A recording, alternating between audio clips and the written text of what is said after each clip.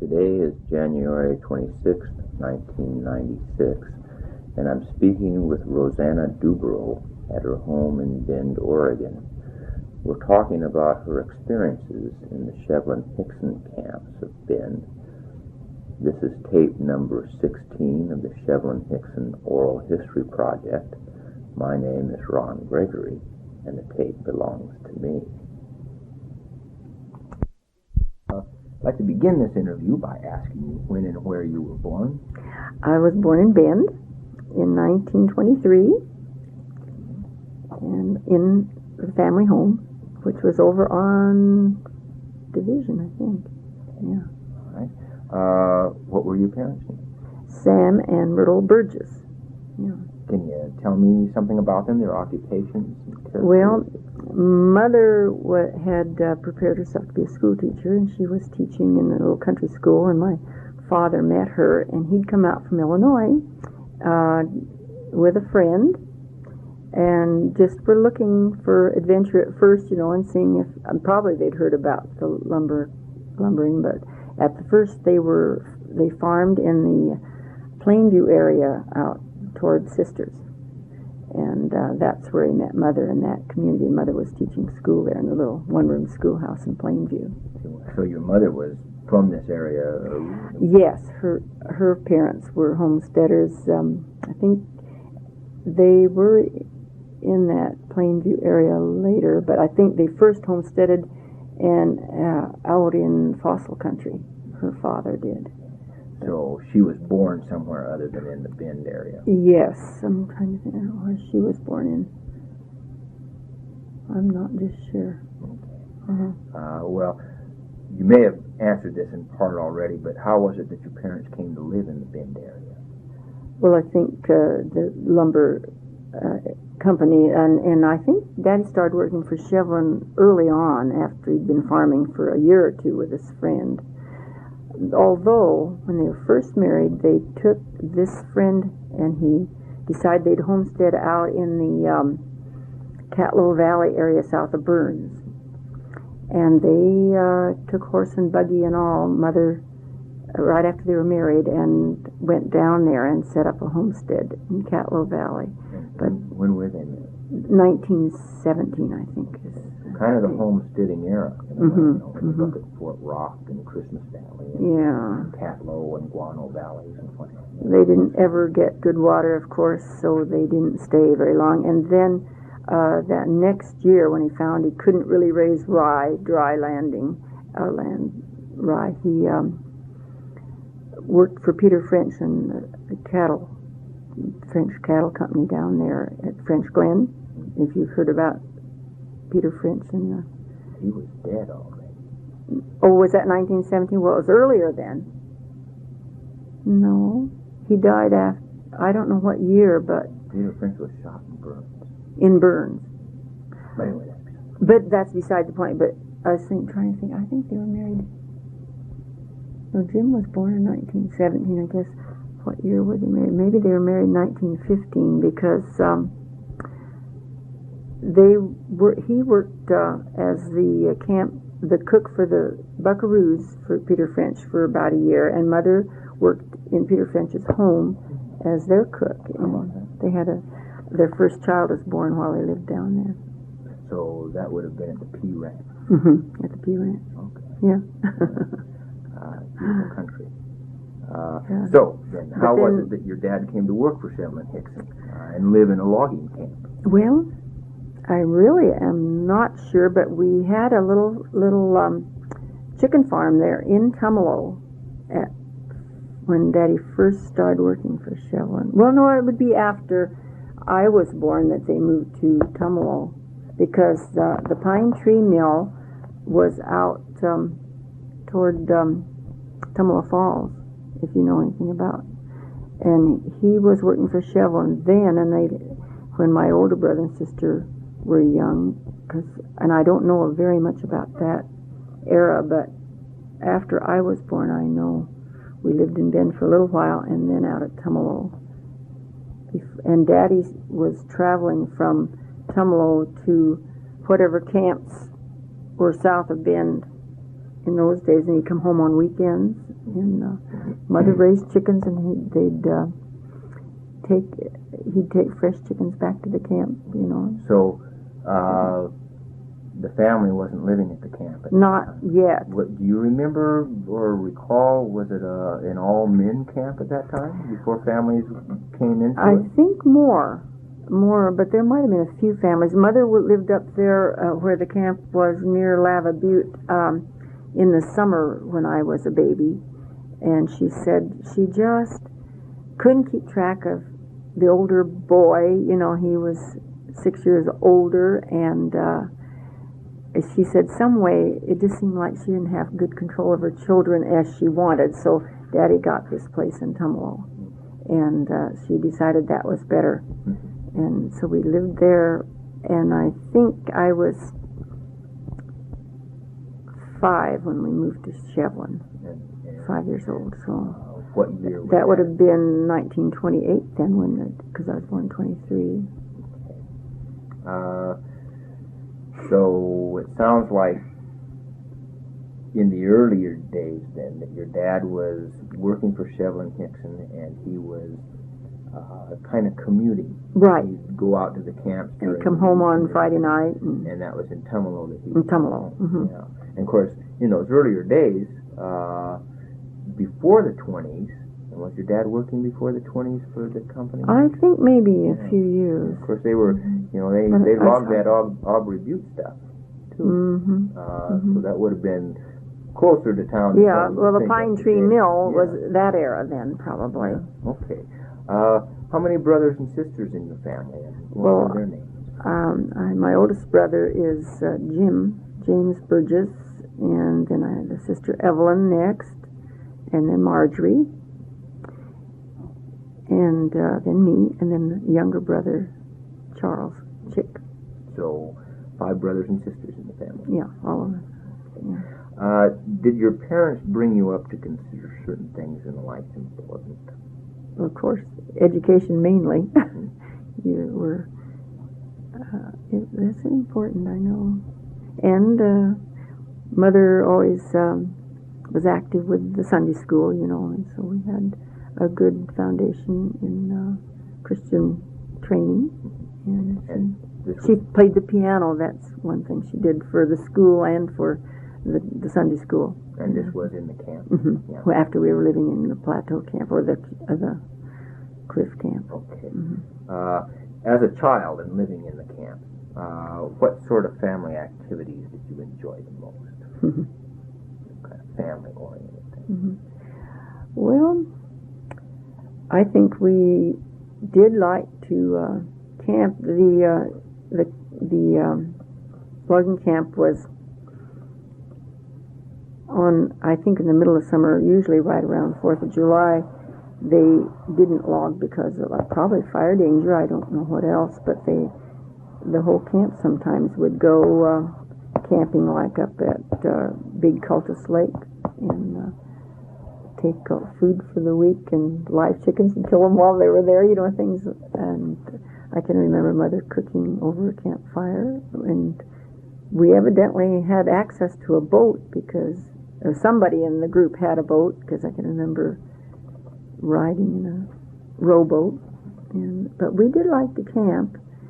Activities otherwise. What about in camp? In camp.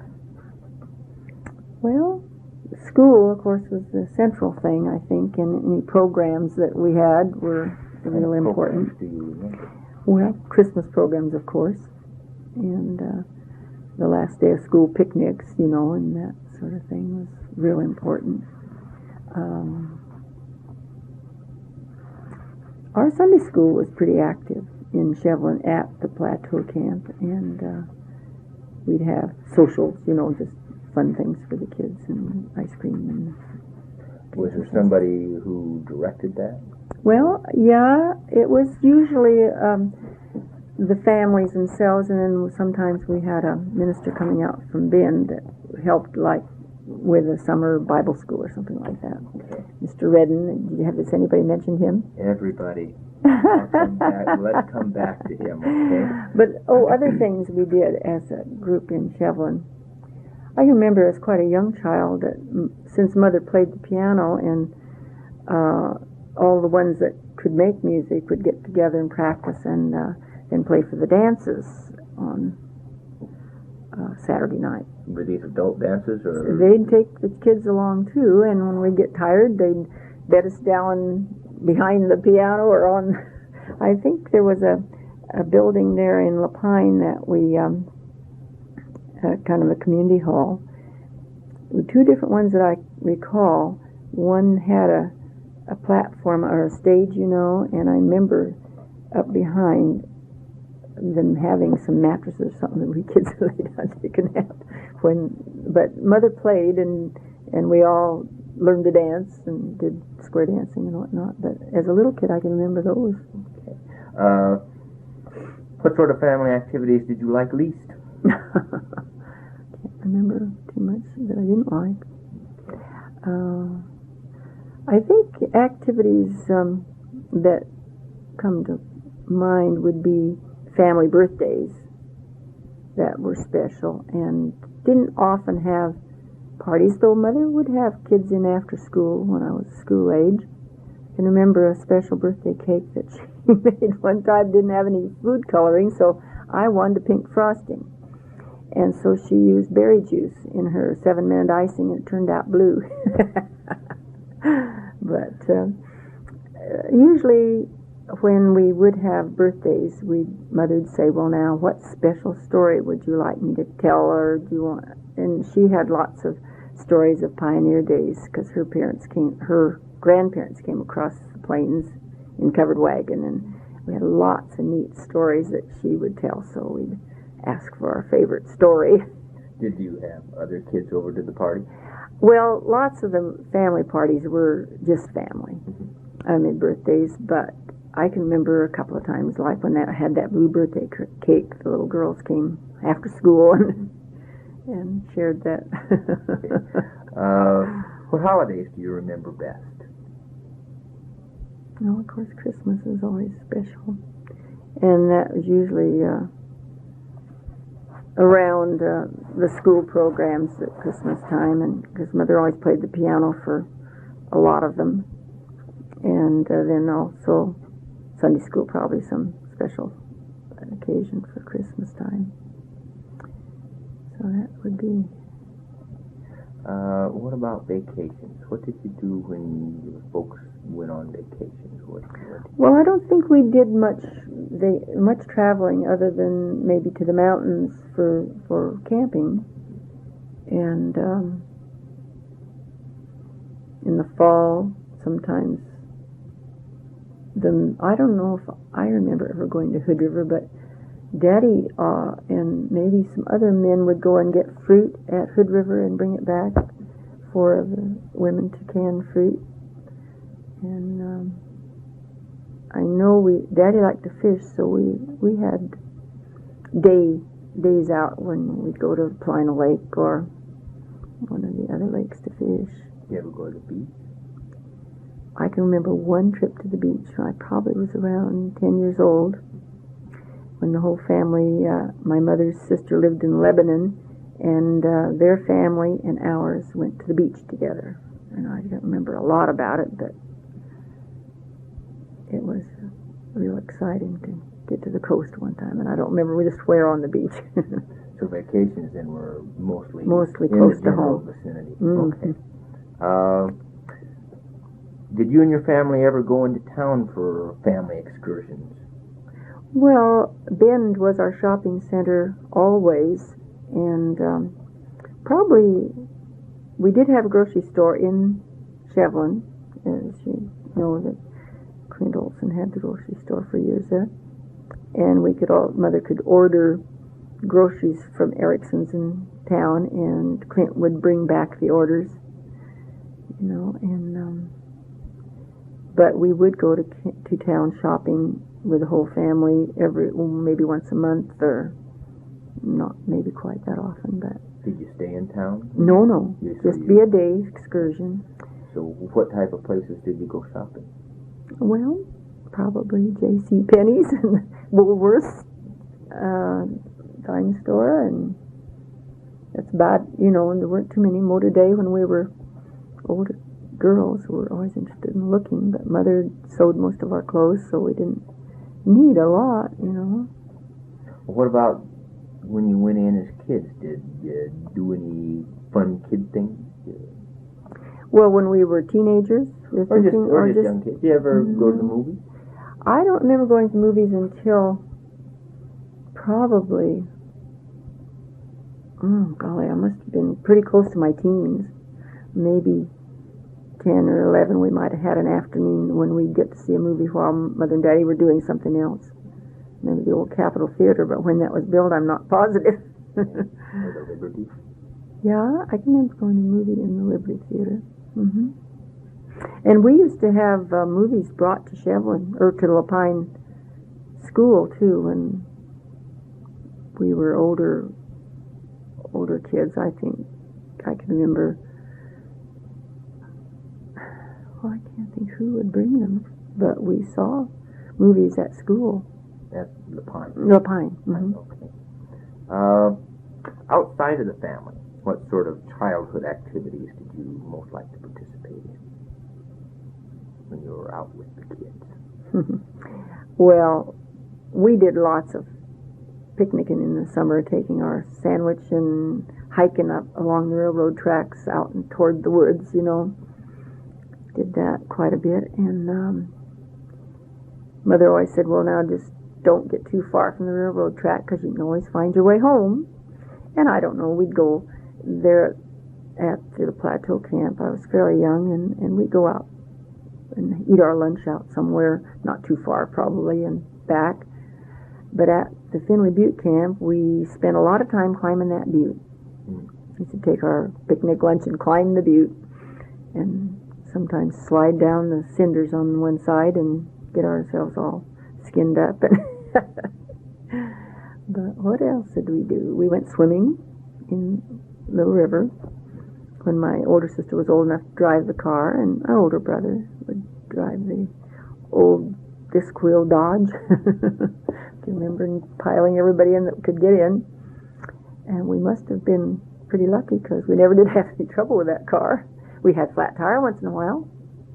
Can remember what about that. games during the winter or during the summer? Oh, we played winter activities. Oh, well, winter activities. Of course, most of us acquired some kind of skis by the time I was older, about 10 or 12. I know we had. And did the family participate in that, or was that mostly just with friends? The kids and friends out? We just go cross-country skiing and sliding. Well, during the Depression, now, when would that have been the 30... When was that? During the 30s?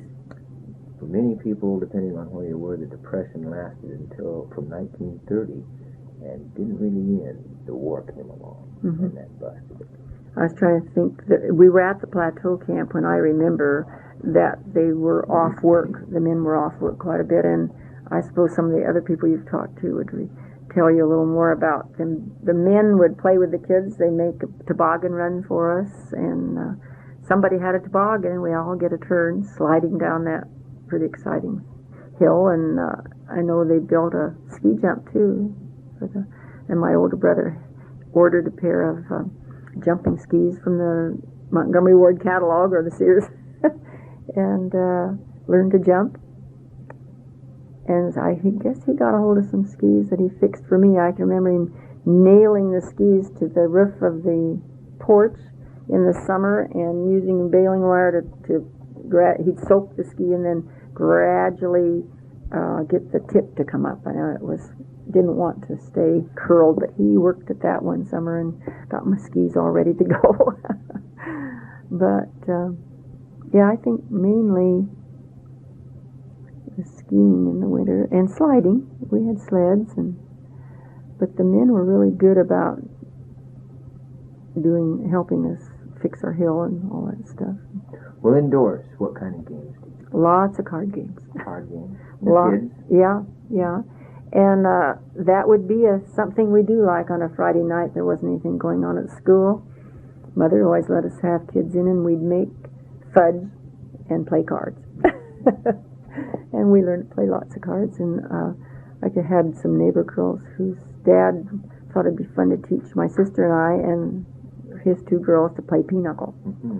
And we spent many an evening with him telling us how to do it and getting the right cards together. I guess he kibitzed around the circle and get the right people to bid, and so we had a lot of fun with those cards. What other card games besides pinochle for kids? Oh, lots of playing cards. Like we had simple games called 7-Up, where we just built on.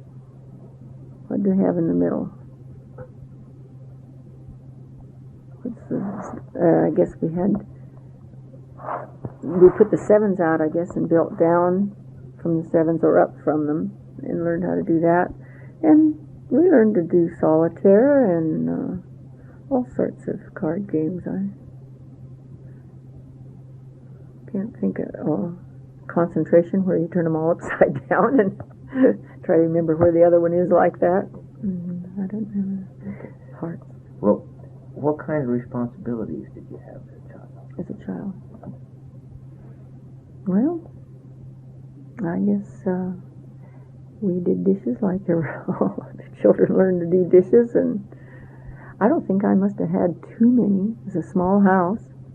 We helped Mama when we could, and she washed on the washboard.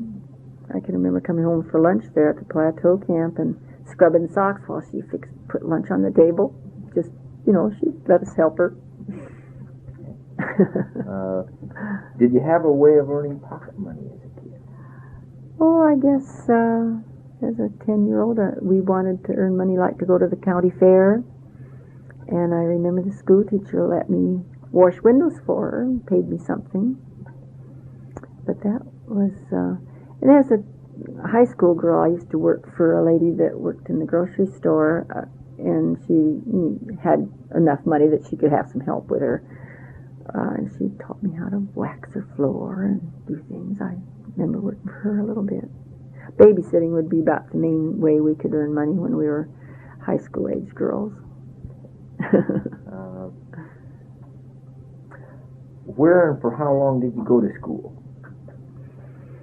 Well, I graduated from the Pine High in 41, and I went to Portland and worked for a year to earn money for college. And penny.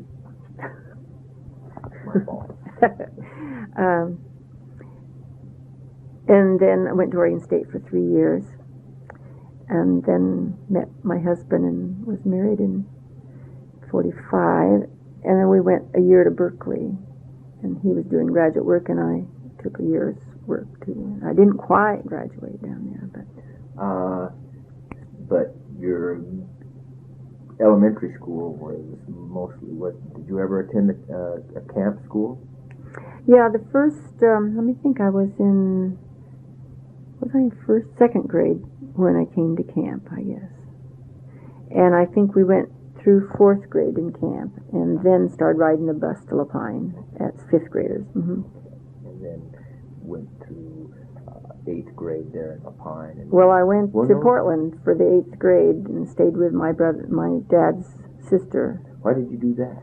Well, she had some younger children, and I think she thought it'd be nice to have an older girl in the house so they could come and go, and I'd be their babysitter. I think that's part of it, but they thought it was opportunity, I guess, for me to go. I don't know why that worked out, because I had a sister 2 years older, and she would have been in high school. Maybe it was a good year, the 8th grade year, because she probably didn't want to leave her friends for high school. And it was a good transition. And then I started freshman year back in La Pine. What do you think about being away from home for a year and being in a big city? Ooh, I learned a lot, and learned how to ride the streetcar when I wanted to go downtown with friends. And it was a real big change, because the grade school, it was a grade school. They didn't have a junior high. And so we were the oldest in the school, and of course I think our rooms were pretty well contained at La Pine. Like we'd go somewhere for music, maybe to a different teacher, but mostly one room was your room. And in this big school, I went from room to room for different teachers. They had a home room, and then you went to a different teacher for math or for whatever was the expertise, and took home ec. I remember learning to sew, and my aunt was really good about helping me with those projects that came up that were foreign to me. So did you like it while you were there? Oh, I loved it. Although I did get homesick, but I learned to really write lots of letters, and Mother was real good to write, and so did the other kids. So how was it when you came back from this big city with all this stuff Oh my going gosh. on? Well, of course, the other kids thought I was probably kind of stuck up because in the platoon system you had to have something to carry your pencils and things around, like a purse or something. And I know that they thought I was pretty stuck up because I came to visit at Christmas time and had this purse under my arm all the time. It was pretty big stuff. No, and I think my older sister, no, that was later. I was going to say, I had a pair of wooden shoes sometime along the way, that the first pair of wooden shoes in Lapine High.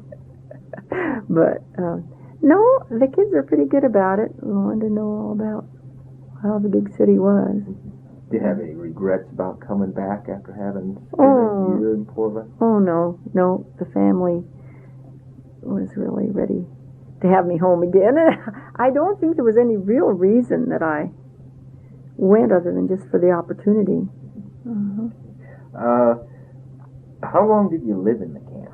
From, you say, 1928, I think? Yeah. Okay, until I graduated in high school. And I did come back one summer and lived at home and worked in the grocery store between college terms. Okay, so when you graduated from high school would have been 41. 41. Mm-hmm. And then you went away to college. Mm-hmm. Okay. What kind of work did your dad do for the company? Well, I think in those early days he set chokers behind the cat to, the chokers being the hooks they put on the ends of the logs, and they drag the logs to the sidings wherever they put them on the trains. So he was a choker setter. Choker setter for a while.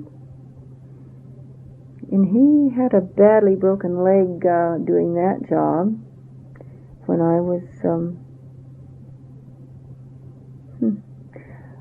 I know my older brother was still in high school, and he was working as a boat boy up at,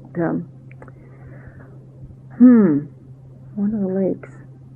And Daddy was in the hospital with his broken leg, because I remember Mother having to go to town to see Daddy one week, and then up to take food to my brother at the lake the other weekend, and we were really traveling back and forth that weekend. But he then, after that broken leg, I don't remember if he went back to setting chokers. He worked on the firing up the trains as an older man, and then the last years he was in camp after we were all long gone, he ran the service station.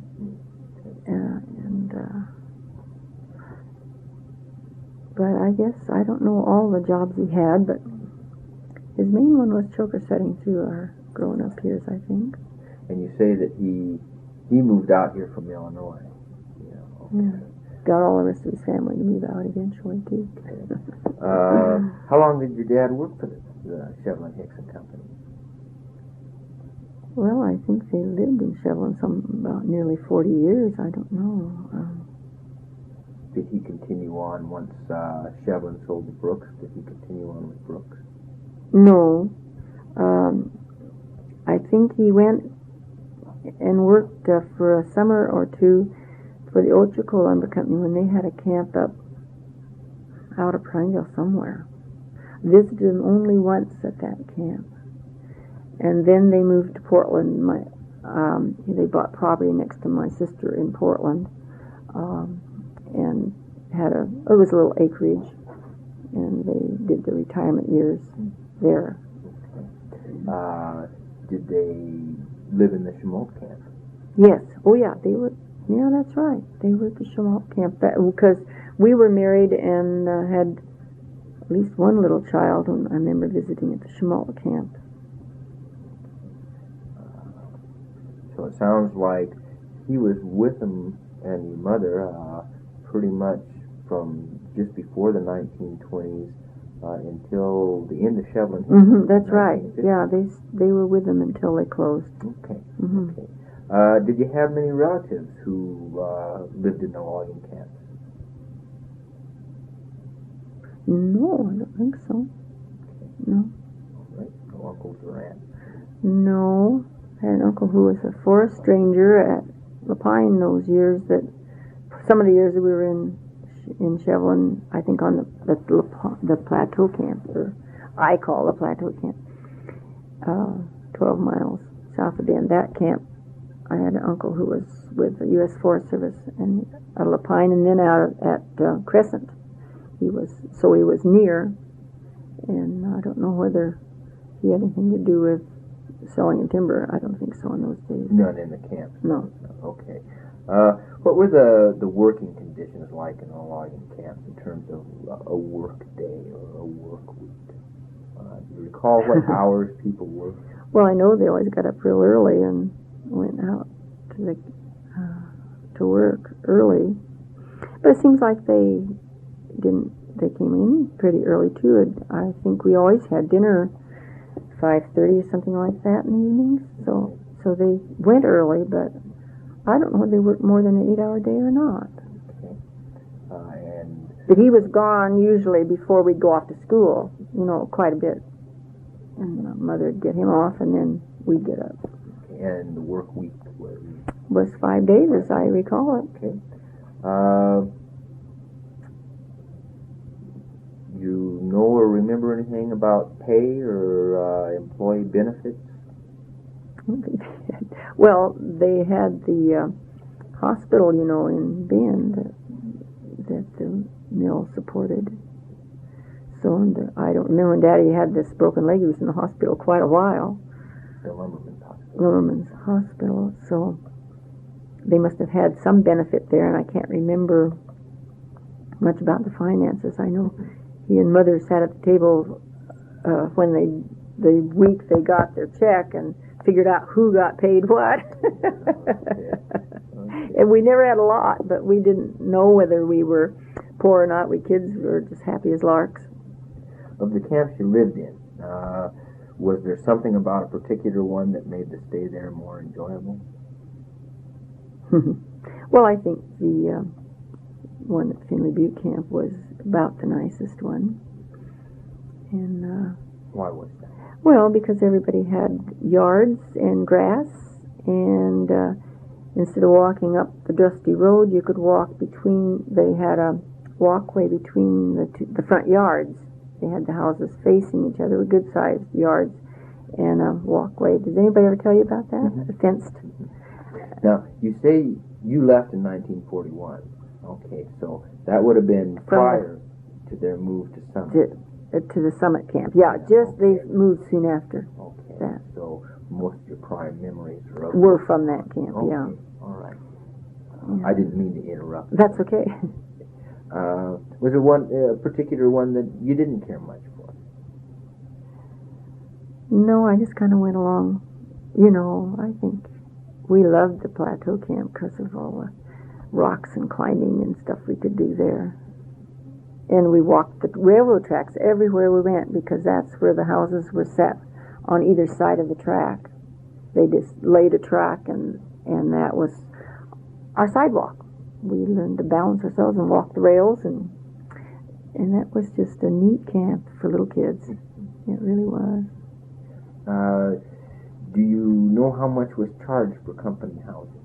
I wouldn't know. Okay. All right. Not much, I don't think. Well, you have to keep it in perspective. Yeah. Too. Whether logging camps were always family-oriented or were they one-time just male-oriented? Well, of course, in the early days, I think they mostly had the big bunkhouses. And there was a section of the Plateau Camp and the one at Summit Stage Station that had the single men's bunkhouses were away from the family. Yeah, houses. Just going to ask you that one. Mhm. Did bachelors work for the company? Oh, yeah, there were always lots of young men working for the company, and they had what they called the bunkhouses up near where the store and they had a pool hall, and those things were kind of at one end of camp, and then the family houses were a nice walk from there. I mean, probably the distance of 2 or 3 blocks to walk up to the grocery store, and Mrs. Olson had a little store of knickknacks and stationery and stuff like that, too, in one end of the grocery store, as I recall.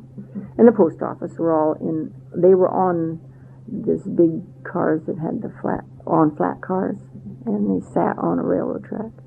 So the wheels.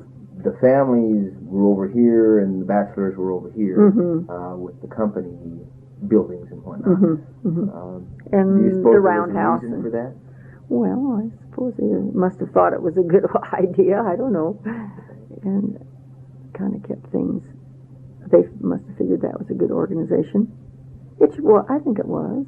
Yeah, but they weren't so separated that we didn't know a lot of the young men. You know, I mean, if they were younger and some of them probably even dated the older girls. You know, these young men, get acquainted, invite them home for Sunday dinner and stuff. You know. What do you suppose the percentage of single bachelors were to that of family men? Oh, it would. I don't know. Probably. I wonder if anybody else that you've asked probably had a better idea than I did. I suppose lots more family men. And when I was in camp, then there were singles. Okay.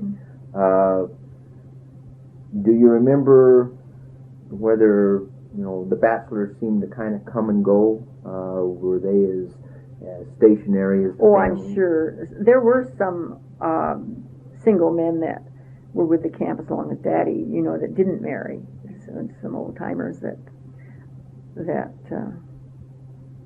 we all knew well. Yeah, but as a rule, I think the young men did come and go more, or else they married and then had a family house. Did that happen? It happened, I think, some. Clint Olson, Jr.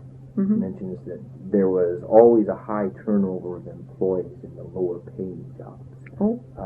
But most of the men making good money stayed on the job for long periods of time. Do you remember it that way? Well, he would remember that probably better because his dad did timekeeping too, and was probably acquainted with who came and went more than. And I have an idea. I didn't know that there was a very big discrepancy on pay. Of course, the fallers was the most risky job, and they were higher paid, I'm sure. I would just imagine that people who operated Ledger Woods and McGiffers and Clyde and locomotives and fallers and I didn't tell you. My father way back did run the, what do they call that, a jammer? Log jammer. And when they were pulling the logs in by cable, and he was what they called the whistle punk, and for I don't know how long. So he blew the whistle. Mm-hmm. And watched the logs so people were out of the way when it was time to move them and that sort of thing. So how long he did that job, I don't know. Many camps in the Pacific Northwest kept livestock, especially pigs, for a ready supply of fresh meat. Mm-hmm. Was this practice ever practiced at any of the camps that you lived in? Oh, especially during the Depression, because there were just a few families that had as many children as we. We had the 5, and there were several with 5 and 6 children. So those men, they tried to give them some kind of a job that would help bring in something for the children. And Daddy fed pigs that one winter, I know, and also took care. They had some horses that they used some that he helped take care of the horses too. But yeah, I remember he helped with the pigs. Did the company have pigs? Well, yeah, they were for the cookhouse mainly. So you remember seeing the pigs? I don't remember ever going over to where the pigs were, but Daddy helped take care of them, I know. It's interesting, and it doesn't come as any surprise, I suppose, but most of the women who I've talked to don't remember seeing the pigs yet. All of the men do. Is that right? Because they'd go over things, Yeah. they'd watch. The boys got to do things the girls didn't get to do. And they'd watch them butcher them. Oh yeah, I never did see that. Numerous ethnic groups were employed by many timber companies throughout the Pacific Northwest. There were Chinese and Japanese, Scandinavians, Greeks, Italians, and others all worked in the western woods. What do you recall about the nationalities of the people in the camp? Well, when I was little, there at the Plateau Camp, I know we got some families from Czechoslovakia and Yugoslavia.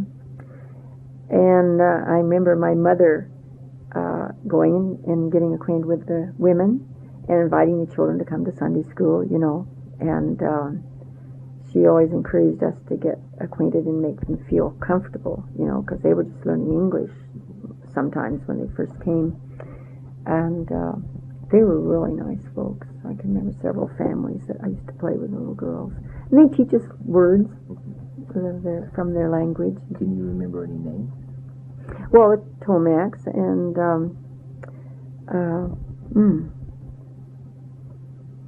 why can't I think? Petronovich. Annie was my age, Annie Petronovich. And the Minoriches. And they had a boy a year younger than I that we were really good friends. I liked his mother so much. She was redheaded. Nice lady. Ooh, think of any more names? Oh, yeah, the Whitney Petronovich. Well, I can't think of any more right at the minute. How about Prokopovich? Proki, we called Prokopovich. What was that? Prokopovich. Prokopovich, yes. George Prokopovich. And their daughter was named Jackie, I think. Changed their name, Proki. Proki. Oh, that's what they did. Yeah. Jackie Proki, I remember. Braditches, not in Shevlin. There were in originally. Were there? Yeah, I have pictures of them. Oh, good. But they did go to Duberow. Yeah. And Bosnick was another one. But anyway, okay. How did families get their groceries and other supplies? Well, we had the little grocery store in town, in Shevlin, and they took the orders from the women, and Clint would go to town at least once a week with the truck and bring back orders that were made from Erickson, and that was a real service. Especially for Erickson's. Do you suppose that Erickson's might have a delivery person that they might send out? Also? They might have. They could have brought groceries too. I bet they did. Now the store in camp, was that company owned? Well, I can't think that it might have been. I thought that Clint owned that. I don't know. Okay, let's. What about church services? We touched a little bit on that, but was there a designated place for religious worship? Yeah, we had a Sunday school building up it was there near the grocery store on the track, on the flat car, because you climb the stairs to go in there. And it was a nice long building. And we even had a stage at one end so that if we had programs that we could see, and I don't know whether the company must have helped build benches and things that were used in there. There were pews. Wooden podium. Benches, sort of, with backs. And there was a piano, because I don't know who brought the piano there, but we had a piano because Mother played it. Okay. What sort of religious denominations do you recall being there? They didn't. It was just a general Christian Sunday school. They didn't call it any special religion, and anybody could come. And I think most of the Catholic families would go to town occasionally for services. And Mother invited those Catholic children to come to Sunday school too, and I guess that happened for a while, and then I guess the priest didn't think that was a good idea for them to go to the Protestant Sunday school. Okay. Anyone ever baptized or married in the camp? Not in the building of the church school that I can recall. I don't know. Because we had visiting ministers occasionally, and regularly at some years they'd come out on Sunday afternoon and have a service sometimes. In the June 1939 Bend Bulletin, the paper mentions the Vacation Bible School is beginning. Was this something that often occurred during the summer? Oh, right. Every summer, just about. And that Mr. Redding was the man that brought that out to us, usually. I don't remember if someone else continued that, but he did it a long time. He called himself the Pastor of the Pines. Okay, so tell me something about George Redding. Well, as a child, I remember him having this big, beautiful voice, and he helped his kids have a lot of fun, and his wife was a real lovely lady, and they got supplies somewhere.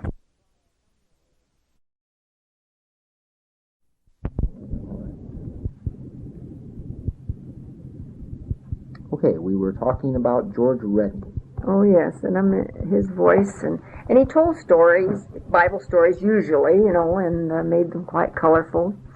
And the artwork always was something that would depict Bible stories or something. And I can remember big long sheets of gray paper and then having cutouts. It would be a scene on it, and then there'd be cutouts that you'd cut and paste on just to make a beautiful, colorful scene. I can remember him bringing supplies like that. And I don't know, seems to me like we made other, his wife helped with the, I don't know what we made, but different things, just that we learned to do in Bible school. But we also learned memory verses and stuff and stories with him. Did he live in camp? No, he lived in Bend. Did he have some place in Bend also that he I don't know where all he went. Ministered to? I don't know for sure. Was he like a traveling evangelist? Well, that's sort of what he thought he was, I think. Anyway, no, but they did live in Bend, and I think he must have worked with I don't know if it was a Presbyterian church or what church in Bend. But denomination didn't make any difference to us, Okay. He was a pretty good singer. We all learned to sing with gusto. And Mother was always there to play the piano for him. Well, I think his wife played too, as I recall. Let's talk about women activities a little bit. When the men were at work and the children were in school, what did women do with their time? Scrubbed on the board.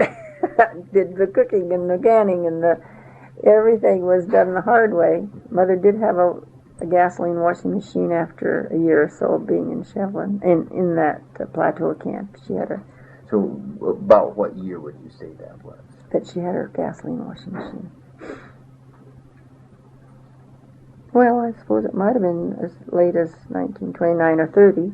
Okay. Were there many women who had gasoline-operated washing machines? Well, I think quite a few probably did, especially the bigger families. Yeah. Gasoline-operated. Could you hear them around camp? Oh, boy, yeah. What was wash day? Was there a particular day when... Well, I suppose... I don't know, because we kids were in school when they were doing that, probably more. Okay. So, besides baking and canning and washing, did wives make things for around the home?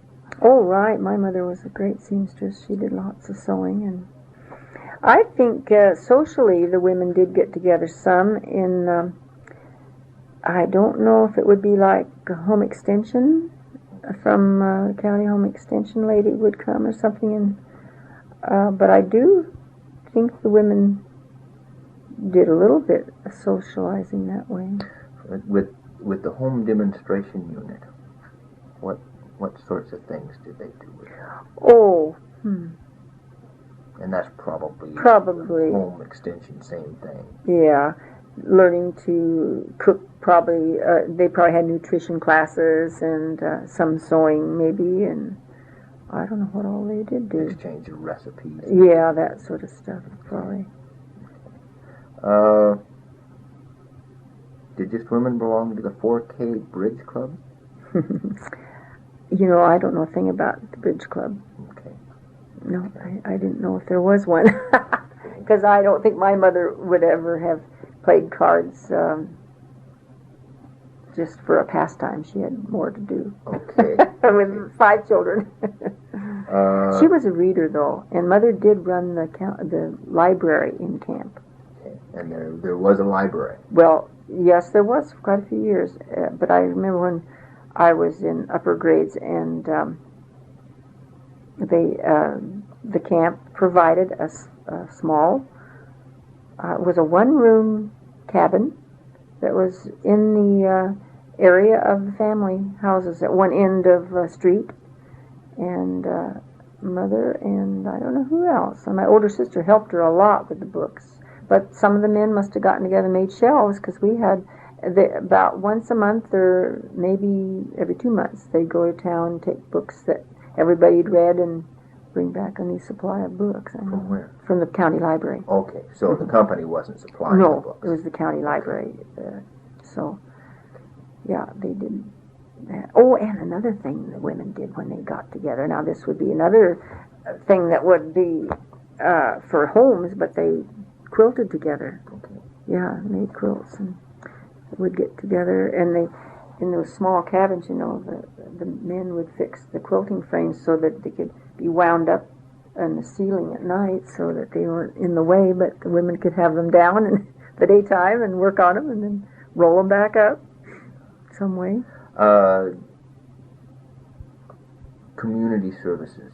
Were the women involved? Now, you said that your mother played piano at the school.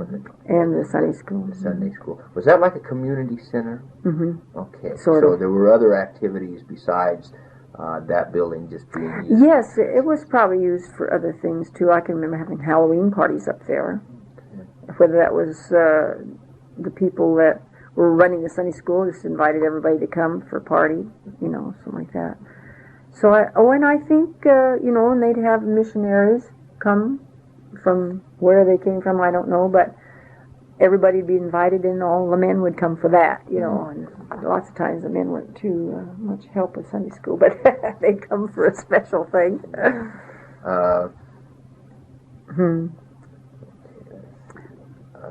Any other kinds of community services that women, you mentioned the library, and of course these are things that your mother did. Did other women participate in those sorts I of things? expect some, but I know she did keep track of the books and stuff for years, and maybe then somebody else took over. Did anybody else ever tell you about that? Nobody mentioned that. But I know that it went on for quite a few years that she was involved with the library. But there are probably other women that helped. I don't remember. Okay. Where did women have their children? I guess by the time I would be old enough to remember, they probably went to the hospital in Bend. Hi, Barney.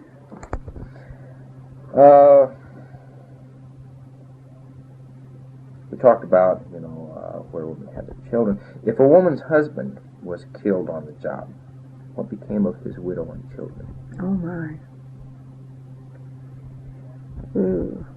Well, they probably went back to family somewhere else. I don't remember any of that happening, you know, that I knew very much about. There were a few accidents, but, boy, I can't remember a death of a family man. Some accidents, but not. Okay, well, what about medical facilities? What kind of medical facilities were there in the camp? There was nothing in the camp except there was a nurse, but she was private, I think. Just there was nobody close. Like if there was an accident, they'd have to go to Bend. Do you think that working in the woods was a dangerous occupation? Well, it did prove that way sometimes. I think there were accidents that, generally speaking, I think they got by pretty well. You know, in the falling, I think maybe more apt to have an accident. And then broken legs or something like that, like with my dad. You ever hear of a widowmaker? Yes, a tree falling. I mean, a limb falling or a tree falling. Yeah. That ever occurred? You recall? Well, I can remember one of the old fallers having been hit on the head, and he was rather strange afterwards by a limb or something. And they finally got the tin hats, but not in those early days. Any trains ever derail? Oh, yeah, we had a couple of big accidents, but I don't think it involved someone being hurt that I remember, but of course I might not have been, because I do remember one that was in high school. We went out to see that train wreck out in the woods. But, okay, we talked a little bit about entertainment. Let's see, community call. What was the Tillicum Hall? Tillicum Hall. Does that ring a bell to you at all? Mm-mm. Okay. Mm-mm. All right. What was the Pine Cone Club? I don't know that either. Okay. Okay. Did Shevlin-Hixon sponsor any of the entertainment activities? Were they company sponsored? About the only thing would be a big picnic they had down at Benham Falls I don't know how many years they did that, but I can remember going to the big, I don't know if it was a 4th of July or around, it was a summer. Labor Day. Was it Labor Day? Because I can remember my older brother and sister getting to ride on the train, and we were too little to go. We Daddy drove the car down, but I remember a couple of times getting to go to that big picnic where they had actually ice cream from the Bend Dairy or whatever. And a band, and they must have built a dance floor out there, because there was a lot going on, I remember. As a little kid, I couldn't take it all in. Yeah. But that's about all I remember them. I think didn't they sponsor a band in town? I think so. Mill band. Mm-hmm. But the picnics, you don't remember those in the 30s? Well, yeah, I think they did have a picnic in the 30s. Company sponsored at Benham Falls? Mm-hmm. Yeah, I think that was in the 30s. Let's see. What do people do in the evening after work?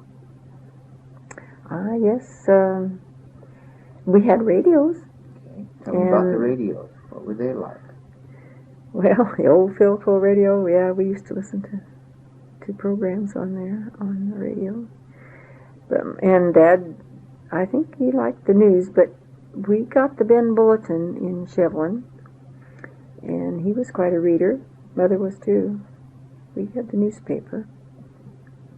Was the radio something everybody listened to, or? Oh, right. If there's anything like they had Joe Louis prize fight, the guys would be all gathered together and listening. If they didn't have one, they'd go with the neighbors and listen to the radio for something big like that. Was it a kind of radio that had speakers that everybody could listen? Or? Oh, no. Just the one. I've got my dad's old Philco upstairs.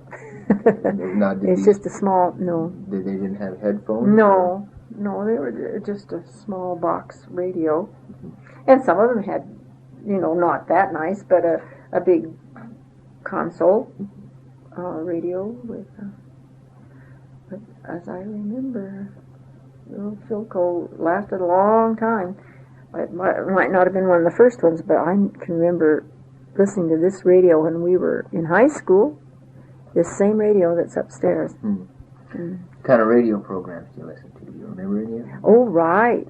I can remember, what was that? Oh, gosh. Can't remember too well. But,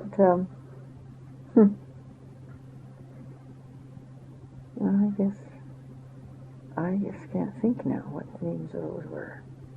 I don't remember as in Shevlin listening to programs. I can remember when Barney and I were at the ranger station later years and listening to a few action programs that came on at a certain time every week, and the kids would be interested in that. Can't even remember the names of any of those now. I don't know. Well, let's shift a bit here to the 1930s. Okay. Let's see. How did the Great Depression in the 1930s affect the lives of people living in the Shevlin Camp? Well, we were all very poor, and but we didn't know it.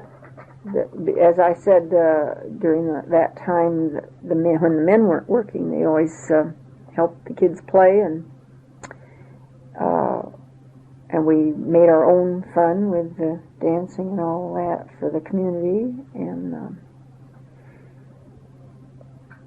I know that the company must have arranged with farmers or something to bring in cheap beef, and they could, because I know Mother would get quite a bit and then can it, and it was 4 cents a pound or something, you know. I mean, it just so I think the company did have something to do with helping to feed the families. Okay. And good old Mr. Erickson let everybody charge groceries.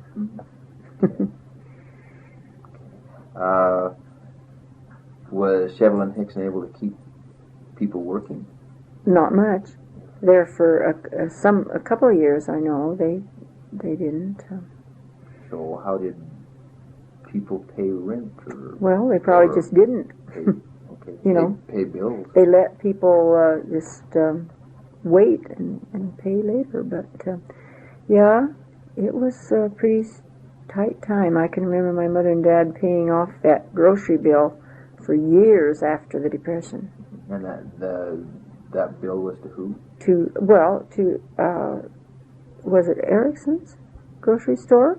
I think so. Carl Erickson, and I think he had a brother in Bend, and they carried people on for years. And I know that Mr. Erickson said that Mother and Daddy, when they finally paid that up, were one of the few families that just saw it clear through, and otherwise they just defaulted.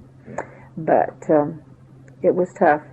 $10 maybe a month for a long time. That's interesting because, many responses that I've gotten from people have been the same way, well, the company carried them or something like that. But in speaking with Clint Olson Jr., of course, his dad had the store. His dad went broke. Oh. He went $20,000 into debt. Primarily because he extended credit to people. Like Erickson, where he says, you're one of the few people that ever paid up.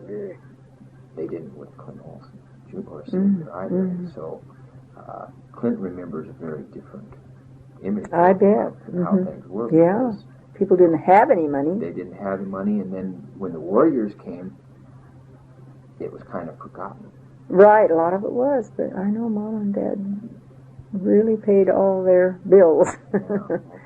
And I can remember all of us kids wore glasses, and some way they figured out a way to pay for those,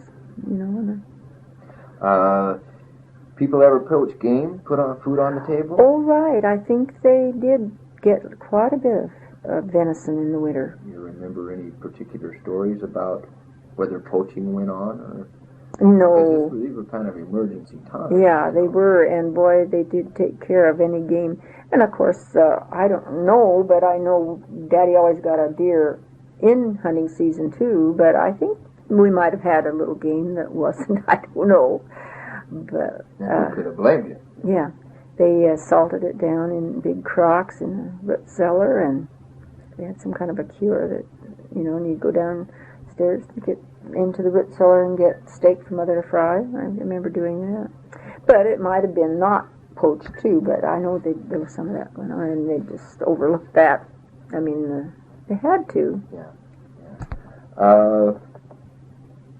Did people in the camps, the single men or families, did they seem more in the move at that time, looking for maybe something that was somewhere else? No, I think people just stayed put because they just knew there wasn't any other opportunities. I think they stayed pretty. I don't know about the single men, but I know that the families sure stayed put. I don't remember people leaving. My friends, the little kids were stable. Okay. And you were gone by the time the Second World War came along, right? Well, I was not living at the camp. Not living at camp. My folks were still there. Okay. Must have been a difference between the Depression years and the war years, huh? Yeah, I can remember the Schmaltz camp. Daddy even moved Mother to a different cabin because someone had made a bathroom in this one cabin. And so he acquired that for Mother. And when they left, he bought the bathroom fixtures. Is about all he'd have owned because it was a company cabin. But I know how much Mother appreciated that indoor bathroom after all those years. He always had running water in the house, in the houses, and hot water too. Daddy had a hot water tank and a cook stove, circulated that way. But as far as the bathroom, that was pretty exciting. How bad. Well, where were you when you heard about the company closing? I think Barney and I probably were at the Ochoco Ranger Station out of Prineville. Yeah, that's where we lived. Still within the region. Did you see people often that were connected with the camp? No, we didn't really. Okay. So those things happened one after I was kind of gone. Okay. How did your folks respond to the announcement? Well, I don't remember as it being traumatic because he was already almost retired. He was running the gas station, but not doing any woods work, of course. But they still allowed him to live there, and run the gas station. And after Brooks came.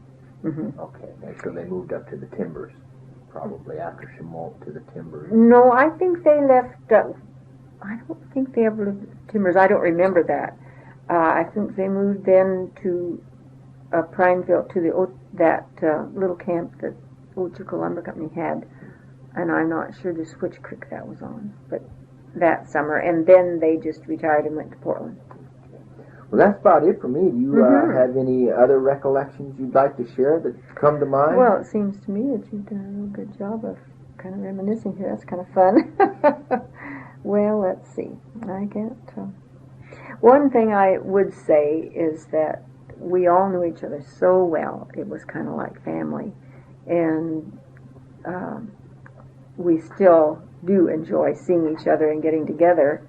And I think the young men that grew up together in Shevlin and the Lapine School have more of a camaraderie than the girls because the girls went wherever their husbands went, and they aren't as prone to come back to the gatherings as the fellows were when they did the first big reunion. Golly, we hadn't seen each other for 30 years. And it was the men that did the phoning and got the addresses, and they got their wives to help, I'm sure, but that's the way we started getting this together. And the fellows just seem to love to get together and visit, and I think it's marvelous. Oh, yeah. The girls, like, I have one sister that always comes back when she can, and the other sister came once or twice, but her husband, they live in Portland, and she just hasn't made that a priority. But my brothers love to come. I have an older one and a younger one, and they love to come back for those gatherings, and their wives have been good sports and come too. Okay. And that's kind of The men have kept it going all these years. And Lois Gumpert and her brothers keep that picnic going. Well, I think that was really nice of you to ask me.